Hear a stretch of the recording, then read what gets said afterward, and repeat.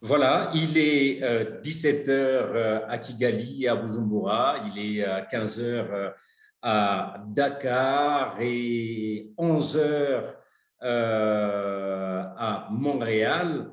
Et comme promis, nous allons commencer tout de suite cette discussion sur le sujet que tout le monde attend, tous ceux qui sont sur cette plateforme attendent. Ça veut dire la thématique du pardon entre parents et enfants, surtout de parents à enfants. La thématique, la discussion se passe dans Parentalement Vôtre à travers la chaîne YouTube Casé Positivity. Et encore une fois, merci de nous montrer votre adhésion à notre cause. Ça veut dire à cette nécessité de la communication entre les parents et les enfants et la manière dont vous avez été nombreux à adhérer à la chaîne, vos différentes réactions, que ce soit inbox ou publiquement, montrent l'attachement que vous mettez à cette thématique-là, la nécessité pour cette communication non violente dans la famille qui a certainement des répercussions sur le comportement de la personne quand elle grandit, qui a certainement des incidences sur le comportement de la personne dans la communauté et le comportement de la communauté dans son ensemble et dans ses interactions avec d'autres communautés. Alors, maintenant, vous avez suivi, je le rappelle, 2 vidéos. Donc, l'une qui est un témoignage personnel sur ma propre expérience avec mon propre enfant, et une autre qui était une interview entre moi et un autre parent, ça veut dire Layan Imanzi. Alors, je vous souhaite encore une fois la bienvenue. Je ne suis pas sûr d'avoir dit bonjour, bonsoir. Eh bien, c'est l'occasion de le faire. Et en attendant, Anissé, qui est psychologue et qui est avec nous, est-ce que nous pouvons d'ores et déjà avoir un petit échange ensemble sur cet aspect du pardon? Vous, en tant que psychologue, quelle place vous donnez au pardon dans la famille? Ok, merci encore une fois, Franck. Je pense que c'est une question qui nécessite justement un débat comme tu le fais. Et Le pardon est vraiment une grande place dans êtes... notre vie. Oui. Voilà, je disais que le pardon, pour moi, et comme vous le dites vous aussi, occupe une grande place dans notre vie au quotidien. Parce que selon moi, si par exemple, on commet une faute ou on fait un tort à quelqu'un et que tu lui demandes pardon, je pense que sincèrement, tu sens un soulagement de ta part. Aussi, alors le pardon pour moi libère autant la victime que le bourreau. Parce que si tu fais un tort à quelqu'un, que ce soit un adulte ou un enfant, et que tu gardais pour toi ce que tu as fait, croyant que tu as bien fait, ou sciemment ou pas, tu dis, en tout cas, je lui ai fait du tort. Alors, tu dors pendant la nuit, tu marches pendant la journée, mais tout en ayant en tête que tu as fait une erreur.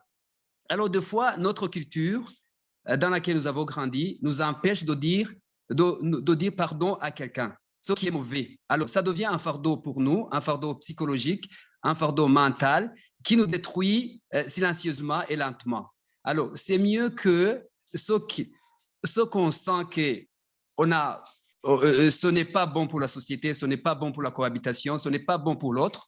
Alors, c'est mieux de le dire ouvertement et à haute voix pour que toi-même, tu sois guéri ou tu sois soulagé et en même temps, tu laisses l'ouverture à l'autre la victime donc, pour qu'elle s'approche de vous. Alors, plus tu ne dis pas pardon, plus il y a un grand écart entre vous deux. Alors, pour moi, un peu de mots pour laisser la place aux autres et continuer après. Il faut laisser cet espace de pardon entre le bourreau et la victime. Entre guillemets, ce n'est pas bourreau comme on l'entend dans les grands mots, dans les grands péchés, mais quand même, si je vous bats, par exemple, je vous fais un coup de poing, je suis votre bourreau et vous êtes ma victime. Voilà.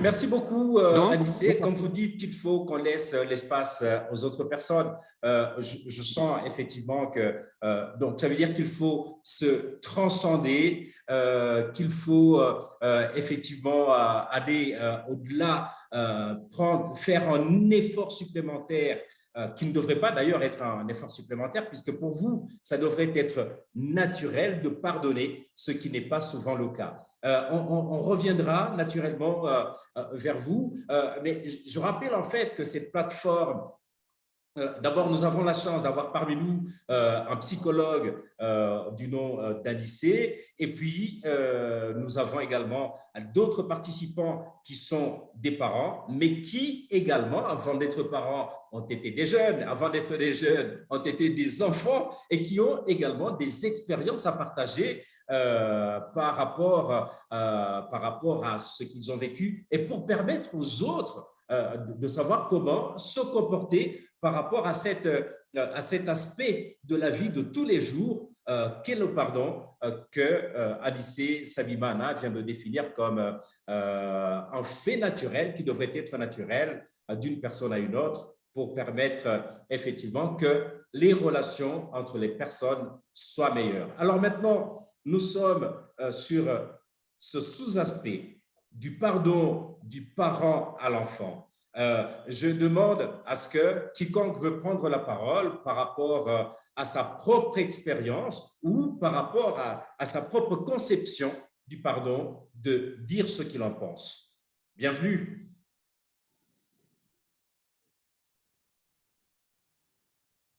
Je vois qu'il y a Aimé, je vois il y a Cuisera, il y a également Sidi Bouyadiane.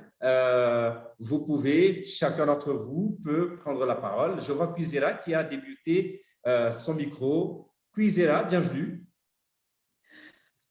Je voulais d'abord laisser les autres parler, je ne sais pas moi. Oui. Allô, oui. Vous m'entendez? Oui, sauf que si tout le monde laisse les autres parler, ça veut dire qu'on risque d'avoir des soucis pour… J'ai pas quelque chose. Oui. J'ai pas quelque chose de spécial à dire là-dessus, à part peut-être mon point de vue général sur le sujet. Oui, s'il vous plaît, allez-y. Qu'est-ce que je pourrais dire? C'est déjà un sujet qui est complexe, hein, de par notre éducation burundaise. Et puis maintenant, après avoir voyagé un peu partout dans le monde, on voit les choses qui se passent. Et puis là, on parle du pardon, de l'éducation de parents-enfants. Mais c'est ça qui fait le monde aussi, hein, parce qu'on éduque les enfants pour les préparer au monde, pour les préparer à leur avenir. Et puis nous-mêmes, nous sommes le fruit de tout ça. On voit ce que notre éducation a donné. Et puis en plus, au départ, au Burundi, quand nous, on a été éduqués, on pensait qu'on allait vivre éternellement au Burundi. Mais maintenant qu'on a commencé à voyager, c'est là qu'on se rend compte que l'éducation qu'on a reçue, finalement, est-ce que c'est universel? Est-ce qu'on arrive à s'adapter ailleurs et tout ça?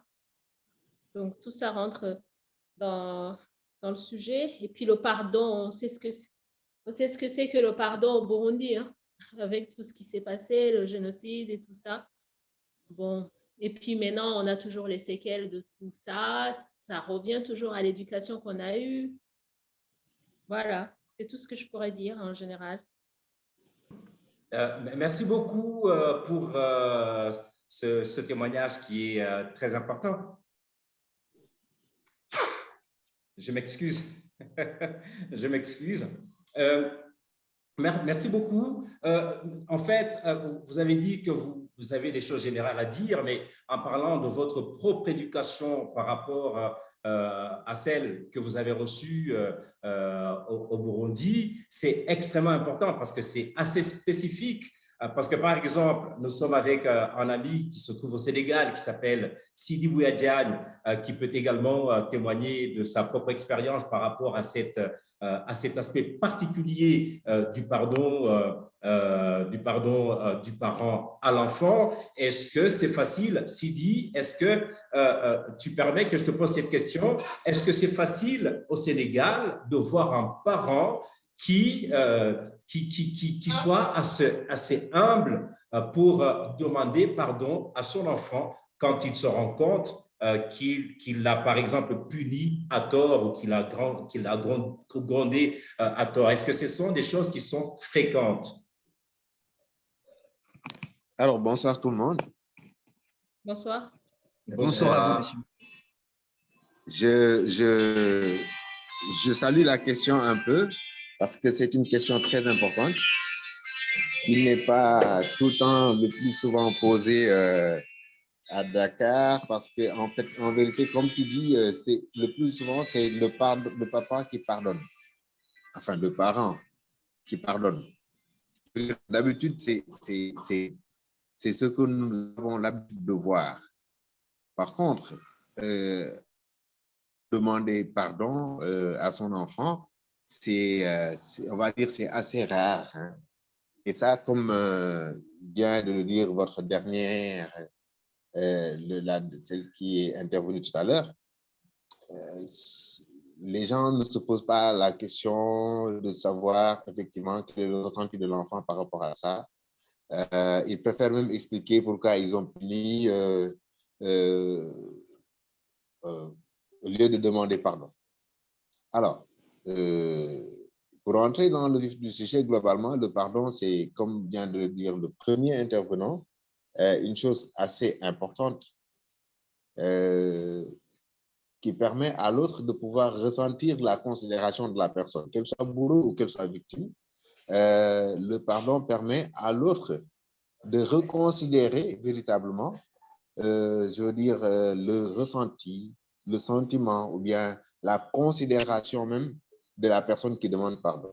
Alors, à plus forte raison, si c'est un parent qui le demande à un enfant, vous savez, les enfants, tout ce qu'ils savent, c'est ils m'aiment, ils m'aiment pas, ils m'aiment pas, ils posent des problèmes comme ça quand il y a des difficultés, quand il y a des problèmes de considération.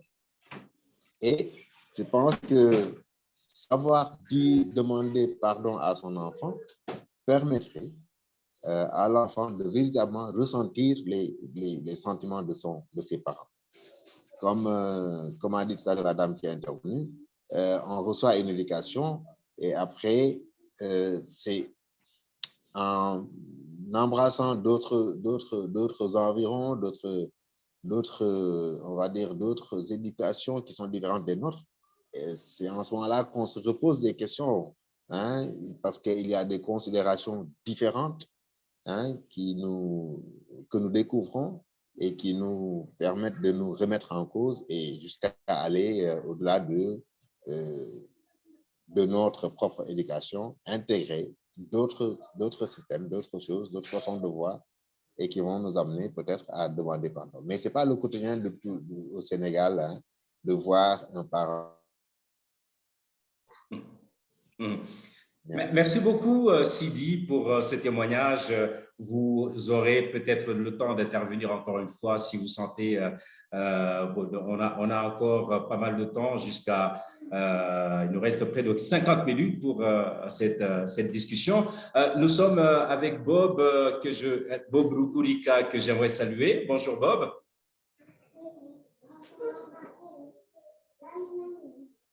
Allô, Bob, est-ce que vous nous entendez?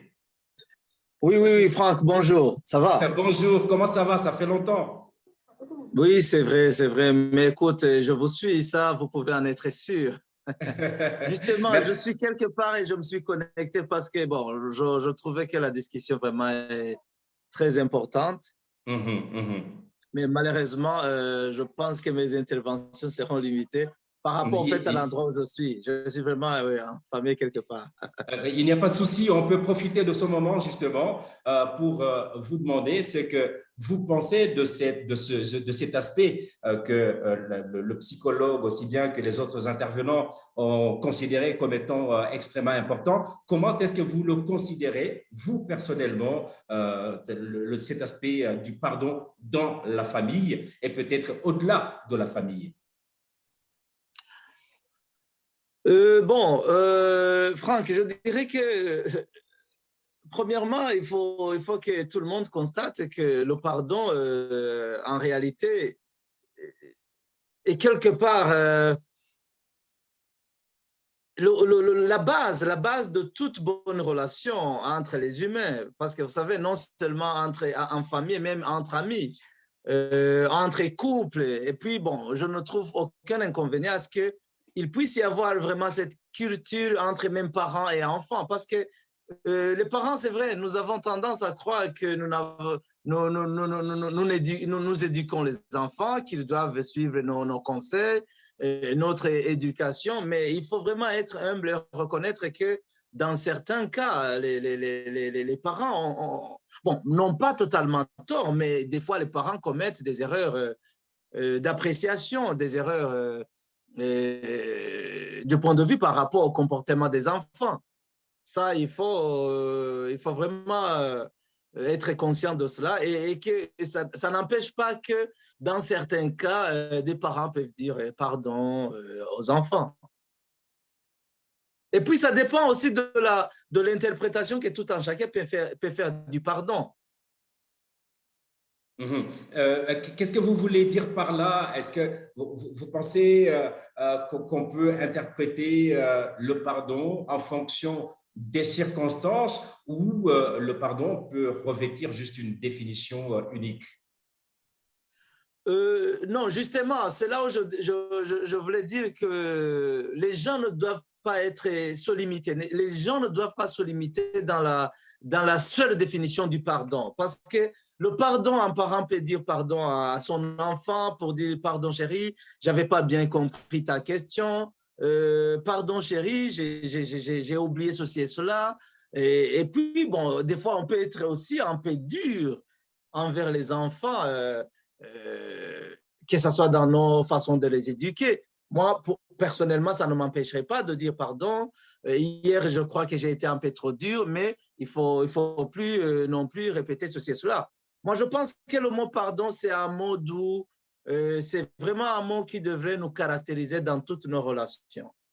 Et tant que nous sommes ensemble, Bob, comme vous avez dit que vos interventions pourraient être limitées en fonction du lieu où vous vous trouvez, quelles pourraient être les conséquences sur l'enfant quand il grandit avec cette frustration d'avoir vécu pour lui des injustices dans son comportement à l'endroit d'autres personnes ou dans la communauté?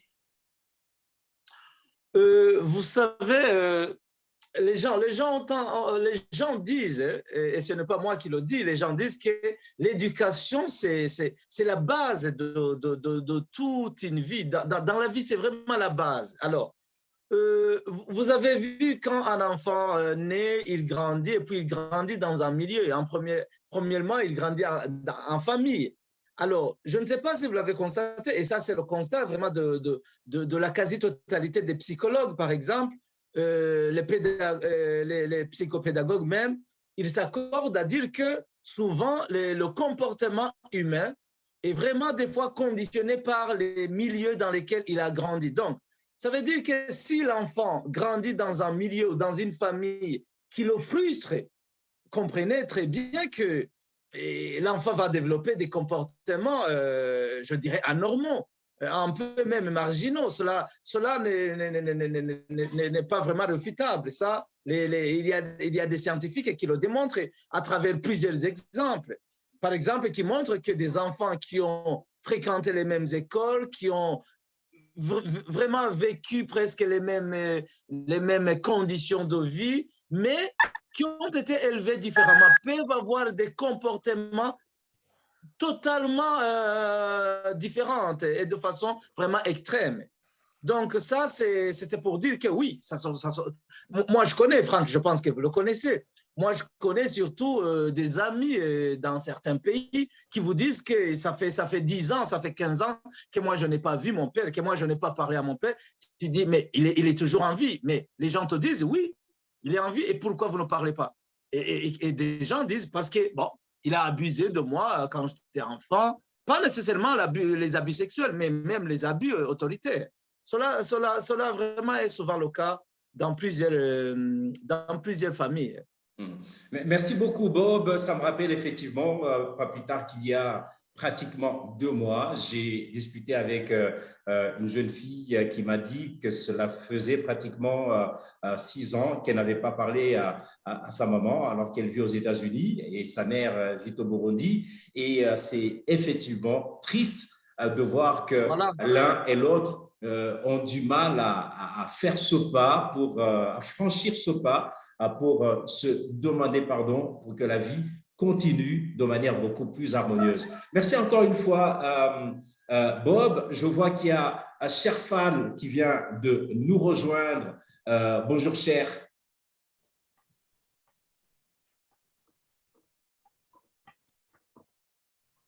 Cher, est-ce que vous nous entendez?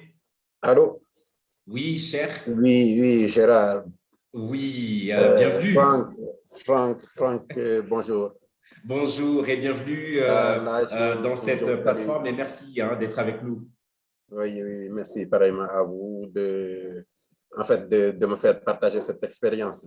Nous sommes en train justement, c'est l'objet, c'est justement de pouvoir partager différentes expériences entre personnes, mais également entre communautés. Ça veut dire des gens qui ont vécu dans des communautés différentes, et on est heureux aujourd'hui d'avoir des personnes qui vivent au Burundi, qui ont vécu au Burundi, qui ont grandi au Burundi, d'autres qui sont au Sénégal, qui ont grandi, qui sont nés, grandis, qui vivent au Sénégal pour nous. Et puis, bien sûr, d'autres qui vivent à l'étranger, en dehors de leur propre pays et qui ont vécu d'autres expériences et qui nous partagent également. Là, je parlerai notamment de Madame Kuzera qui est intervenue en premier. Je parlerai également de Bob Lugulika qui vient d'intervenir et qui nous parle de sa perception de ce sujet-là. Tout à l'heure, nous avons entendu Sidi Bouya Diagne qui est intervenu pour nous parler de son expérience dans sa famille, mais également au Sénégal. Mais vous, cher Fall, vous vivez également au Sénégal. Quelle est votre perception par rapport à ce sujet, par rapport au pardon en famille et surtout du parent à l'enfant? Bon, là, je suis un peu pris de court. J'avais vu effectivement le thème. Bon, je n'ai pas une expérience particulière dans ce domaine comme la vôtre. J'ai eu à écouter vraiment l'histoire par rapport à vous et vos enfants. Voilà, dans ce domaine-là, peut-être je n'ai pas eu une expérience de ce niveau, je dirais. Voilà, mais peut-être seulement parler d'une généralité au niveau peut-être de la société sénégalaise où le pardon est vraiment une vertu, au moins. En son temps, c'était une vertu qui était inculquée. C'était une vertu qui était inculquée. Peut-être vu que d'une manière religieuse, peut-être au Sénégal, on est à majorité musulman. Voilà, donc c'est une vertu de l'islam, le pardon. C'est une des vertus de l'islam. Donc, dans une population à 90% musulmane, donc c'est une vertu qui est inculquée. Ce n'est pas tout le temps pratiqué, comme je dirais. Ce n'est pas tout le temps pratiqué. Il y a la rancune. Elle est bien présente chez nous, comme partout ailleurs dans le monde. Nous sommes en train de parler de cette particularité du pardon du parent à l'enfant. Est-ce que vous pensez que dans votre expérience personnelle ou ce que vous vivez ou ce que vous avez entendu, est-ce que vous pensez que c'est facile pour un parent d'être suffisamment humble et demander pardon à sa fille ou à son fils quand il sait qu'il a eu tort à son endroit? Dans notre société, je ne pense pas. Dans notre société, c'est rarement vu. Je pense, hein, c'est ce que je dis. Sidi Bouye, qui est du Sénégal comme moi, peut-être pourra dire le contraire ou affirmer ce que je dis, confirmer ce que je dis.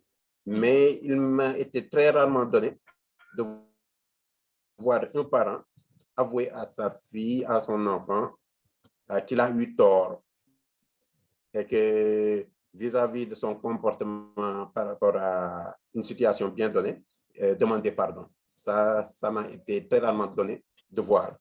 Peut-être les nouvelles générations qui ont une nouvelle mentalité, voilà, avec vraiment peut-être l'évolution de la mentalité actuelle. C'est des choses qu'on peut voir, ou bien qui sont potentiellement possibles. Mais je n'ai pas eu vraiment à voir des gens avouer leur tort par rapport. Ils ont tort. Ils ont tendance à attendre que l'enfant s'éloigne pour l'avouer à ceux qui sont de leur génération. Voilà. Mais devant leur enfant, je pense qu'ils pensent plutôt que leur autorité serait mise en cause s'ils avouaient cette faiblesse d'avoir eu tort.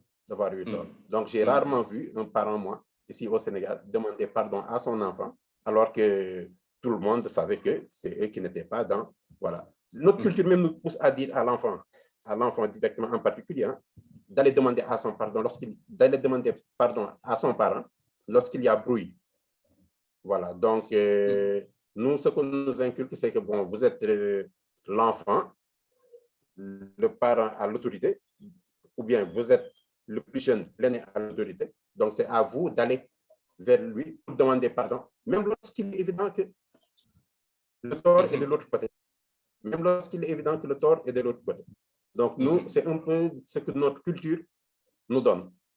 Voilà, le droit d'aînesse, le droit de la parenté, bon, nous donne que c'est l'enfant qui doit aller dire pardon à son père, même lorsqu'on sait évidemment que c'est le père qui a tort ou la mère. Voilà, donc un peu, moi je pense que ayant vécu au Sénégal, peut-être les gens ont pu percevoir cela. Moi, c'est ce que j'ai vécu. C'est ce que j'ai vécu. Et chaque fois qu'il y a conflit, voilà, excusez-moi, chaque fois qu'il y a eu conflit entre une personne et son enfant, lorsqu'il y a eu bruit et il y a eu réconciliation, on a toujours demandé à l'enfant d'aller s'agenouiller et de demander pardon à son père. Voilà. Entre personnes âgées, on peut tout à fait concevoir que c'est le père qui est dans le tort, mais on ne l'avoue pas à l'enfant. Peut-être pour ne pas perdre l'autorité ou quelque chose de cet acabit. Merci beaucoup, cher, de ce témoignage. Et vous venez de relever un aspect extrêmement important où les parents peuvent effectivement se sentir, disons, ce qu'on appelle un certain complexe. Le complexe qui fait qu'effectivement, s'il demande pardon, qu'il perdrait l'autorité, etc. Mais merci infiniment pour cette considération en parlant de l'importance, malgré tout, de cet aspect de la vie de tous les jours, que malgré tout, malgré le fait de ce droit d'aînesse, de cette importance pour l'aîné, pour lui de sentir qu'il n'a pas, qu'il n'est pas obligé de demander pardon, mais que c'est important pour lui de le faire pour l'harmonie de la famille et de la communauté. Il y a certains gens qu'on n'a pas encore entendus, notamment Aimé K, je pense que c'est Aimé Cuisera. Nous avons deux Cuisera dans cette discussion. Aimé, bienvenue. Je sais que vous êtes un jeune parent, mais n'empêche, vous êtes un jeune parent, vous avez vous-même été jeune, vous avez vous-même été enfant, vous avez eu des relations, vos propres relations avec vos propres parents, et je pense que cette question de pardon est quand même une question qui était quotidienne dans la vie de tous les jours, hier comme aujourd'hui. Merci beaucoup, Franck. Merci beaucoup pour cette occasion. D'abord, je voudrais saluer tout le monde. Et il y a en fait des erreurs que les parents, à chaque fois, ils commettent. ils pensent que les enfants vont garder d'eux ces bonnes paroles, ces bonnes actions ou bien ces services, ou bien ils pensent que c'est ça qui va toujours aller, qui, qui va frapper chaque fois les enfants quand ils ont des relations. Mais la première des choses, moi, je garde chaque fois de mon papa, par exemple. Il m'a fait beaucoup de très bonnes choses. Il m'a fait, fait découvrir beaucoup de choses, mais il y a quelque chose qui vient chaque fois. C'est ce jour-là où il m'a frappé injustement, par exemple. Il m'a grondé injustement parce que peut-être parce que il y a quelque chose que j'ai pas eu, que j'ai pas fait correctement. Ces mots, ces gros mots que les parents peuvent prononcer. Tu es bête, tu ne feras rien dans la vie. Vous voyez tous ces gros mots qui peuvent diminuer l'estime de l'enfant. Et je pense que les parents, nous devons savoir que les enfants, ils n'ont pas besoin d'avoir ces parents qui sont vus comme des monstres, comme de quoi, mais ils ont besoin de voir un vrai parent, un parent qui est vrai, qui sait qu'il peut commettre des erreurs et en commettant des erreurs dans l'éducation qu'on fait, on dit quand tu commets une erreur, il faut demander pardon. Un parent, il faut pas qu'un parent se montre qu'il est un surnaturel, quelque chose qui ne se trompe pas, il n'est pas Dieu. Donc, parce qu'il est humain et que l'erreur est humaine, il faut que lui aussi il pense à demander pardon. Et cela, peut-être, il ne sape pas, son autorité. Par ailleurs, l'enfant, quand je sais que quand tu demandes pardon, je sais, dans le témoignage que tu nous as donné la fois passée, je sais que même aujourd'hui, votre fille, elle reconnaît et elle se souvient chaque fois de cette journée où tu as demandé pardon. Je sais bien qu'elle connaît ça. Et pourtant, tu as fait beaucoup de choses pour elle et qu'elle ne peut pas savoir en détail. Mais ce détail-là, elle connaît. Donc, je pense qu'on a besoin d'être humble et de reconnaître notre faiblesse en tant qu'humain et savoir que l'erreur est humaine et que cette éducation qui nous inculque chaque fois que quand on commet une erreur, il faut demander pardon et le faire même à l'égard de nos enfants. Merci.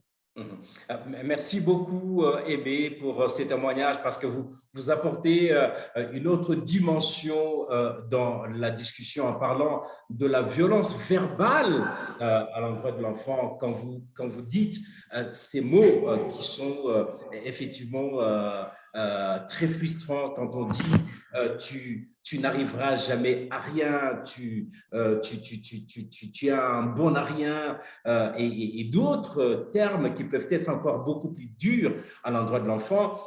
Vous avez tout à fait raison. Il y a cette violence physique que vous avez vous-même expérimentée et vous attendiez vous avez attendu sans doute depuis longtemps que votre propre votre propre papa vous demande pardon. Le pardon peut-être que vous n'avez jamais eu, mais n'empêche, vous, en y repensant, vous l'avez peut-être pardonné parce que quand vous témoignez de cette manière-là, avec le sourire, sans montrer un visage renfrogné, ça veut dire que vous-même, vous avez déjà pardonné. Ouais. Parce que chaque fois, on a grandi dans cet environnement où un parent, cette autorité-là, on pense que quand il vient chez toi et dire qu'il a commis une faute, on dira qu'il est il savent son autorité. Donc, spontanément, parce que il faut savoir que ce qu'il fait, c'est pas vraiment... C'est une des petites choses qu'il y a, mais dans laquelle on a besoin vraiment d'être franc. On a besoin d'être vrai, d'être honnête. Cette honnêteté, c'est là qu'on a besoin de cette honnêteté, en fait, pour pouvoir grandir, savoir que quand on est grand, toi aussi, tu devras respecter les plus petits et demander pardon quand tu as commis une erreur comme ça. C'est ça, en fait. Merci beaucoup, Aimé. Il y a Anissé qui a demandé la parole depuis longtemps. Je savais que j'allais de toute façon revenir vers lui.